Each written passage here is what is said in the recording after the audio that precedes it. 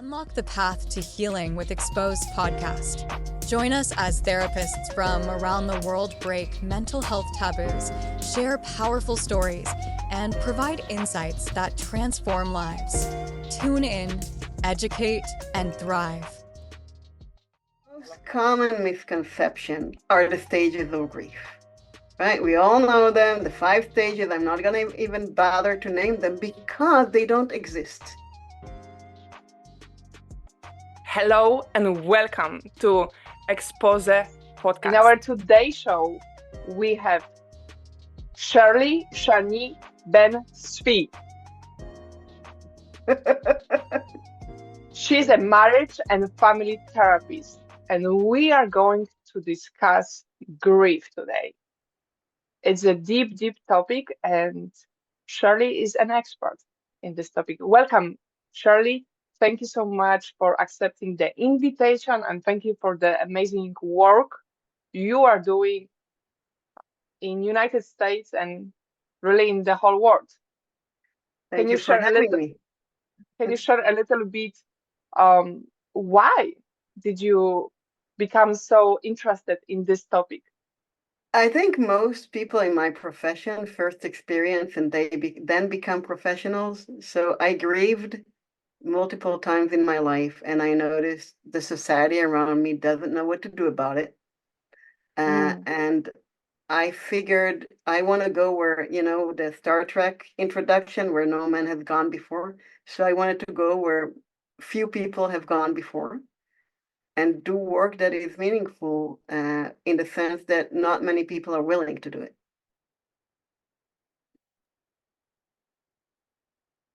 Would it be fair to say that you are really unique?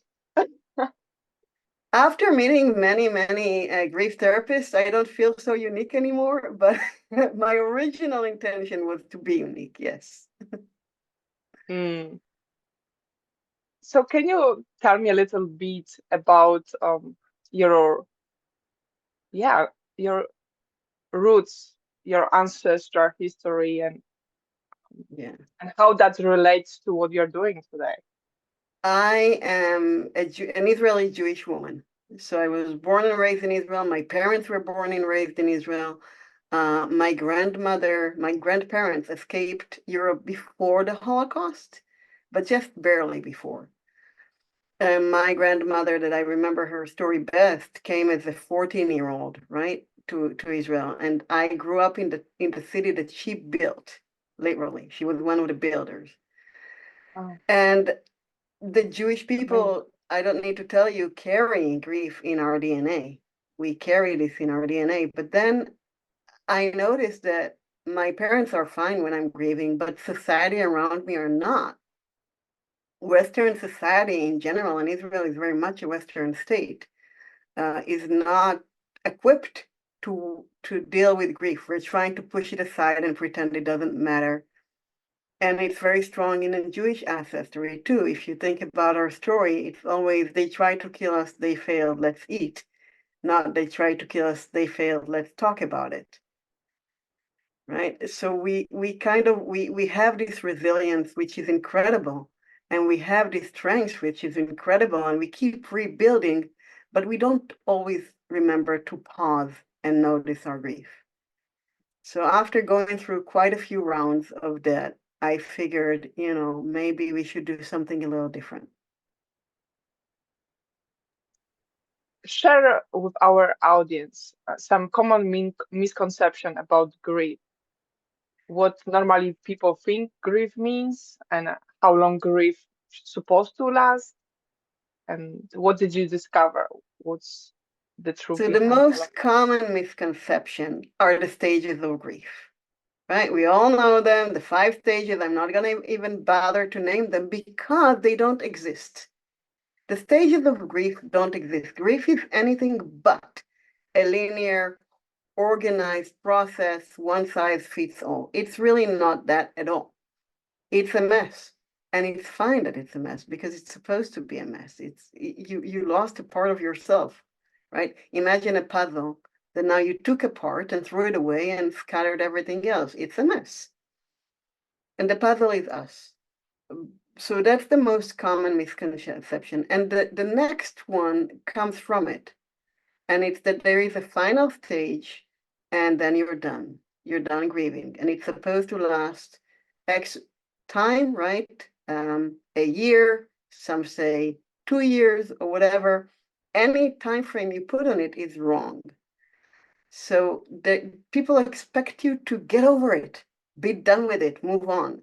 And it doesn't work this way because we don't get over it and move on. We take it with us as we move on. Our lives grow and our lives change and grief changes within it, but it's not going anywhere and it's not ending anytime soon. If we talk about death, then the person who died, we would love them for the rest of our lives, right? So of course we will also miss them for the rest of our lives. If we talk about any other loss that is non-death loss, we didn't necessarily want to lose it. So of course we'll grieve it for the rest of our lives. It's part of who we are. And the expectation here is annoying, to be fair. And also creates this idea that people feel bad about themselves. Why am I not over it yet? Am I doing this wrong? Am I doing this right? So these two are probably the most common and the ones that I have to work with the most.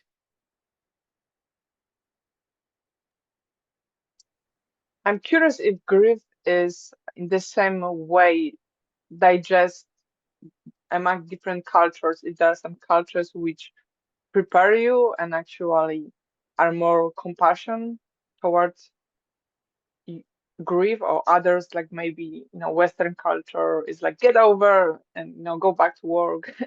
Yeah, I think it's not the same everywhere. I think it's not the same for even the same person over our life period, over different time periods in our life. I think we change, so the grief that we experience change. But culturally speaking, there are a few differences. Some cultures that I read of that I haven't visited yet acknowledge loss. So they see it as part of life, and therefore they're more compassionate towards it. And they know that we carry it with us. Western culture doesn't want to see it, and that's a big problem. And it's a different problem than carrying it with us. And yes, we move on, we keep on going, but we know it's there. That's a huge difference. I think what's really interesting to see is the difference between Christianity and Judaism. In Judaism, grief is very organized. You have the 3 days, the 7 days, the 30 days, the year mark, and then the rest of your life, you have a Memorial Day of sorts, a year site every year. But there is an expectation that you get a little better with every phase, right? So the 3 days and then the 7 days and then in the 30 days you're supposed someone will come to you and say, okay, it's time to get dressed, it's time to get a haircut, or if it's a man, to shave, and so on and so forth. Some don't shave for a year, so in the year mark we'll tell them it's time to move on. Christianity doesn't have all that, so in a way it's harder because you don't have like a rule book and what do I do now. But on the flip side of it, you're also not expected to do X, Y, and Z in that time period. So it's a little bit of both. I think the most interesting part in Christianity is when people tell you you're supposed to rejoice, which I never understood, because like it's selfish to want people to be here rather than with their Lord. And that part, which is very judgmental, I'm not happy about. But I'm also not happy with the organization of everything. It's not supposed to be organized.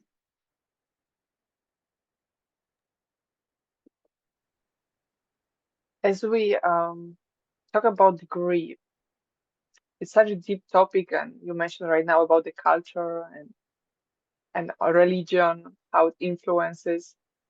Mm. How can we support someone who is going through some loss, as the loved ones, family members? Is there any, statements we can use? when we feel like we don't know what to say, because sometimes you feel like it freezes you. Yeah. That's I think, first of all, we need to let go of the conception that we have to have words to say, or that our words are supposed to make a huge impact and change something or fix something. It's not fixable. So give up the notion that you're going to fix it, and then come open-hearted and authentic. And then it depends on how close and what possibilities you have. If it's someone really close to you and you can visit physically and you can show up and just hug them, if they're huggers, right? I'm a hugger, so that's the first thing that comes to mind. Sit in silence and listen to stories. Ask them about that person, because people often feel like they can't talk about their person because maybe it's uncomfortable. So you ask, you open up. If you have stories to share, most people want to know your story about their loved one. But I think the most important, like if there is one thing anybody can take from this, is stop judging the way they grieve. Whatever they feel, whatever they do, if it's not harming anybody, then it's okay, it's the right thing. So the best thing we can do to support people who grieve is let go of you're doing this right or you're doing this wrong. Just let go.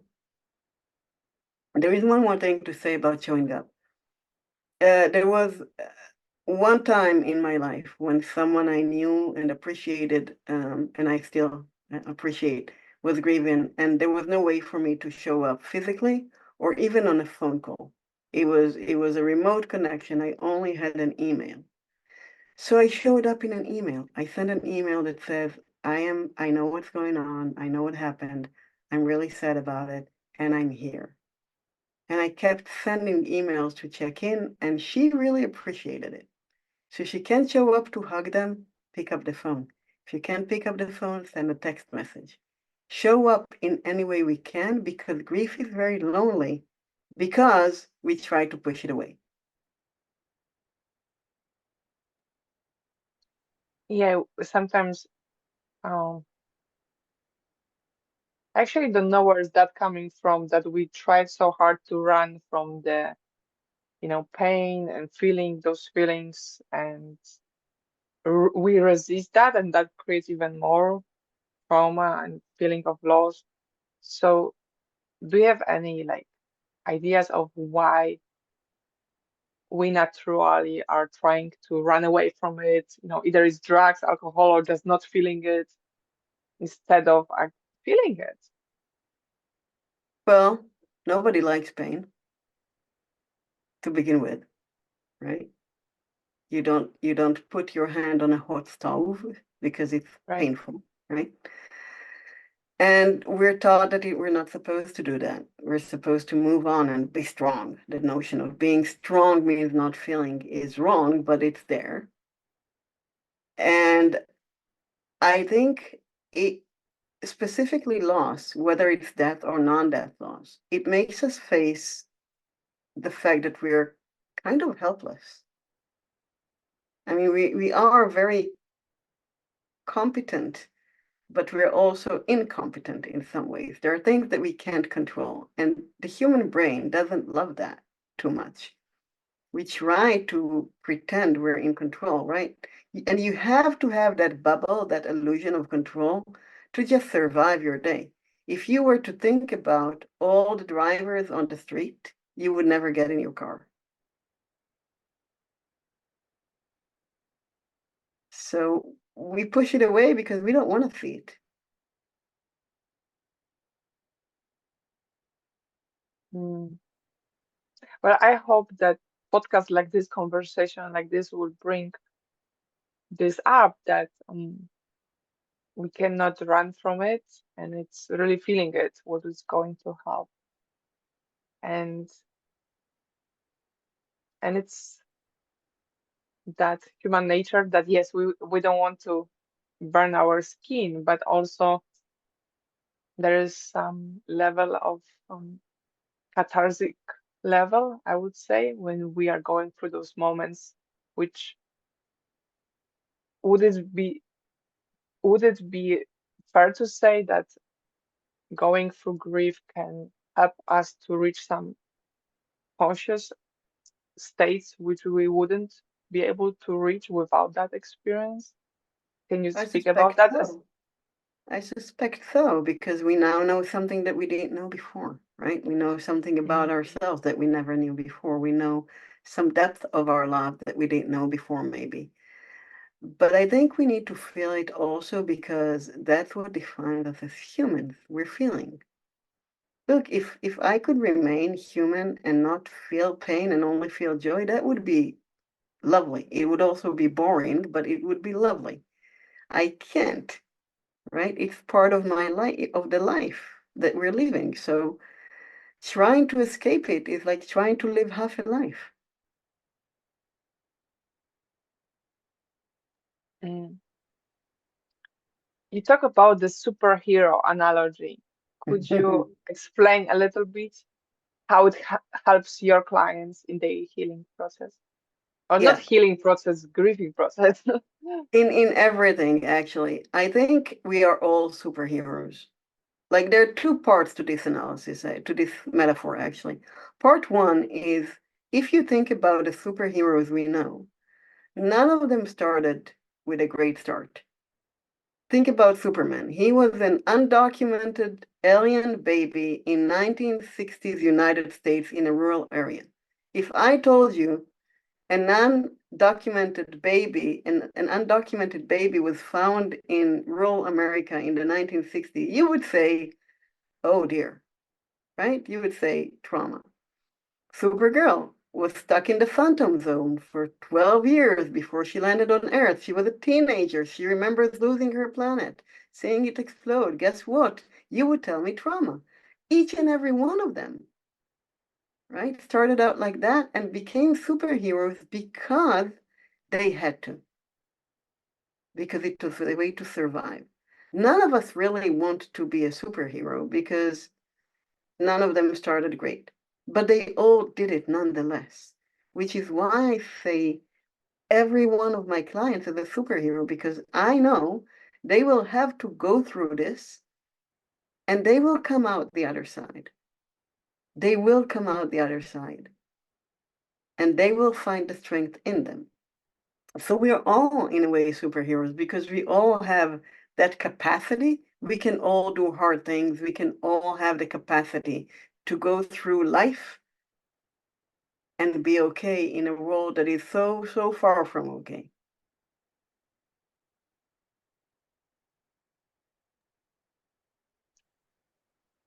Mm. Is there anything else would you like to add about how this idea of superhero helps to create resilience and emotional strength? If there are any lessons we can learn from Yeah, that? I always ask my clients about what works for them. But I phrase it in a different way. But it's also, how did you do that one thing that you did well? So if you tell me your entire day was bad and horrible, but you showed up for the session, so I'm going to ask you, how'd you get out of bed and get dressed and come to see me? Right? Because that shows me the superhero that you are. Superheroes are not flying and shooting sun rays out of their eyes. Right. They get up in the morning, right? And that helps you then see it because when I'm asking you how'd you do it, you have to answer. And even if you Mhm. don't answer to me, you answer to yourself in your head. So now you have to think about it and you have to see your strength and you have to see the resilience in that. And that's what gets you the superhero, not some special powers, is acknowledging your power, noticing your power. That's the point here. It's all about the noticing. And I see you as a superhero, and you're not going to convince me otherwise. But I'm not going to say that to you because then you fight me and try to prove me wrong. I'm just going to see you like that and talk to you as if you are one. Could you talk a little bit about the solution-focused brief therapy in addressing emotions and relational, that's a hard word, relational issues. Yeah, so solution-focused grief therapy is grounded in hope. You see the sign behind me. The first question we ask is, what is your best hope from coming to see me? And you start talking about what you want to do. And it's based on those strengths, right? You tell me who you want to become, and then you describe that in detail. And when you describe it in detail, your brain is practicing it. And we all know the brain doesn't know the difference between imagination, when I practice in my imagination, and when I do things in life. So when I start imagining it, I'm actually rehearsing being that person. Now, every one of my questions would lead you to where you want to be and who you want to be. You can tell me everything you want about the problem and the trauma. I'm there for it. But I will never ask you about it because my question will always be the good stuff. How'd you do that? Where do you want to go with that? What is your best hope? And if you woke up tomorrow morning and you are that person, how would you know? What would you notice? What would be different? And you start answering and you start rehearsing. And the really cool part about it is that I can share the secrets behind it and it doesn't affect the process. Like there is no it's not the Wizard of Oz when I'm hiding behind the curtain and moving stuff. No, no. You can know everything, it still will work. Oh, one more thing. I'm not the expert in the room. My clients are the experts, and I am there to ask questions and watch them shine their expertise.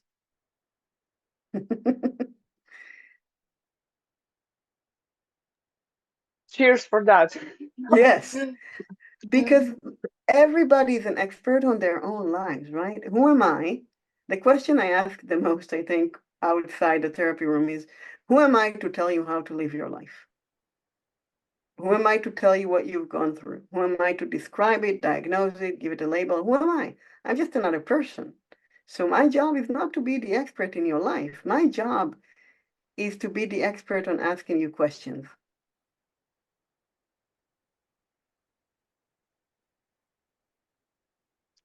Yeah, I find it interesting that we can only go through this process with someone else, that it doesn't work when you ask yourself those questions. It really doesn't. For Like me, you it need that. does, actually. Oh yeah. Yeah. So you have some superpowers there. No, no, no. I ask myself a different question. As aside from what is my best hope, I ask myself, what do you need right now? And when I answer that question, I can move forward. Mm. Could you share, as we are getting to the end, some challenges which Yeah. adolescents or young adults or children can face in terms of grief, and how can we as a family, friends, support them? Yeah, I think the biggest challenge for adolescents and kids and even young adults is that as a society, we don't see them. It's them and the very old, like the elderly. We don't see them, so we ignore their grief. And we know they're resilient, and it's true. Kids are super resilient. They're like they mold, right? And they change, and their brain is flexible. So we kind of look the other way. And we want to picture childhood and adolescent as like this rainbow period where everything is wonderful and the birds are singing and the sun is shining and all that. So we kind of look away when they grieve and we kind of leave them alone in their grief, especially when it's siblings, because with siblings grief, we're so focused on the parents that we forget the siblings grieve too. And that brings me to say the best thing we can do is to not look the other way, to check in on this kid and to stop. I'm going all the way back to the beginning, not judge what they're doing. So let them express it, let them talk about it, write about it, play music, draw, whatever it is, but don't try to hide it. Now, with young children, we want to pretend that they don't know, but they do know, right? So we need to let them express it all and let it all out and acknowledge that. And again, let them do it their way, because their way is probably right. So I think it goes all the way back to stop judging it and stop trying to hide from it and let it be. And you know, my mother died by suicide when I was 18 and a half. And when my daughters were, my daughters are twin, when they were very little, they were about 3, they asked me, why does dad have parents and you don't? And I had to answer that question and explain what death is. And the book told me, all the books said they will ask at 5. They asked at 3. So I answered, but I answered, you know, just what they asked. And then the next question came, and the next question came. And by the time they were 6 and a half, they asked me everything. And I told them, I'm fine with you knowing what suicide is, but your friend's parents may not be fine. So maybe don't go about discussing this with all your friends.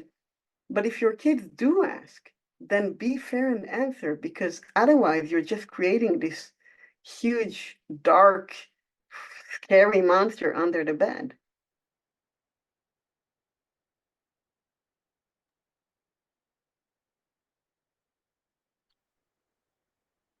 And thank you for sharing that, those tips on how can we support adolescents and young people, and that how they are so aware and resilient, um, and that they really need that support and just checking how they are feeling, and to don't ignore them, or like think like, oh, they're just children, they Yeah, are and just fine. because they're resilient doesn't mean that they're not feeling it.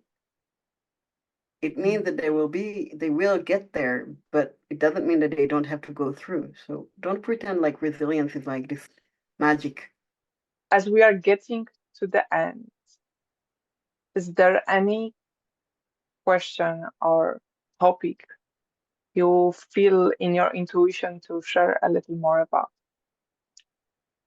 I think just ask for help. Just it's okay. It's okay if you're grieving to ask for help.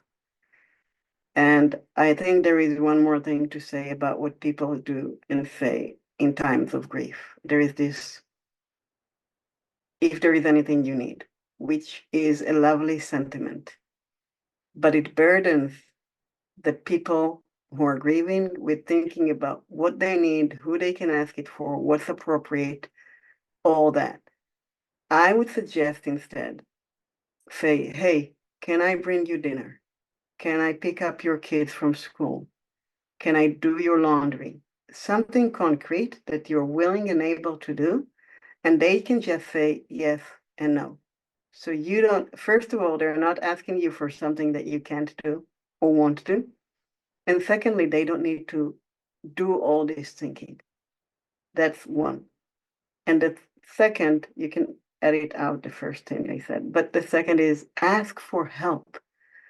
If you're grieving, tell people around you, come to therapy. You don't have to go through this alone. It's huge. Don't go through it alone.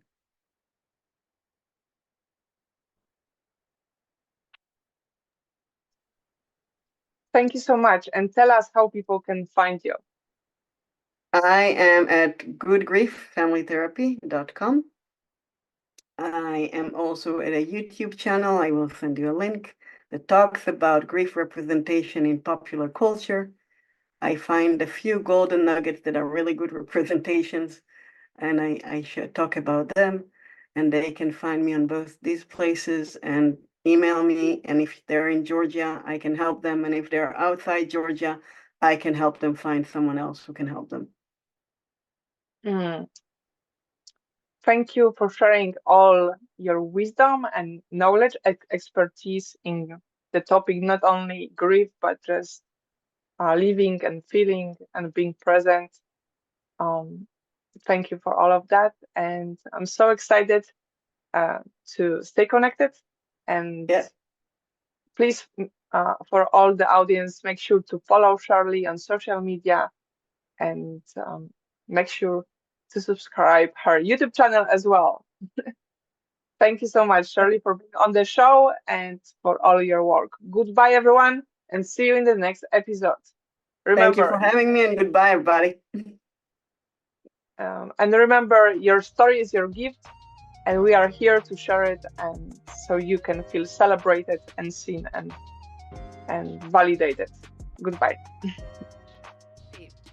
I hope you enjoyed this interview, and please subscribe my YouTube channel. For you, it's a one click. For me, it means the possibility to continue creating impact in the world with those videos.